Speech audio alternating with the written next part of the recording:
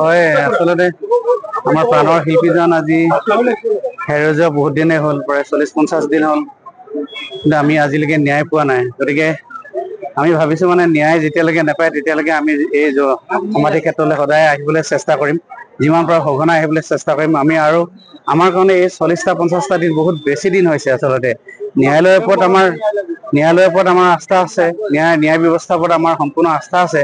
তথাপিতো আমাৰ কাৰণে আমাৰ বুকুত একোৰা শুভৰ জুই লৈ ফুৰিছো, উদগিৰণ হওঁ হওঁ হৈ থাকে, কিন্তু নহয়, বহুত ধৈৰ্য ধৰি আছো। গতিকে খুব ক্ষিপ্ৰতাৰে অতি সোনকালে আমাক যাতে ন্যায়টো দিয়ে তাৰ বাবে আমি আশা কৰি আছো।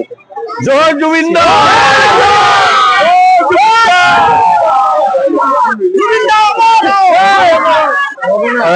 চিনেমাটো এতিয়া পুৰা অভিলেখ সৃষ্টি।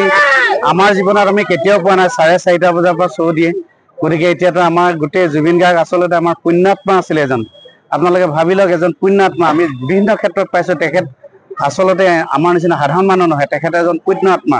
গতিকে পুণ্য আত্মা এজনে এখন চিনেমা কৰিছিলে আমাৰ ইয়াত, আমাক দেখুৱাই থৈ গ'ল যে 4টা বজাতো বা 4:30 বজাতো চিনেমা দিব পাৰে অসমত, শ্ব' চলিব পাৰে। আৰু দেশ বিদেশে চলি আছে, কিন্তু ক'তো টিকেট পাবলৈ নাই এতিয়া চিনেমা হলৰ।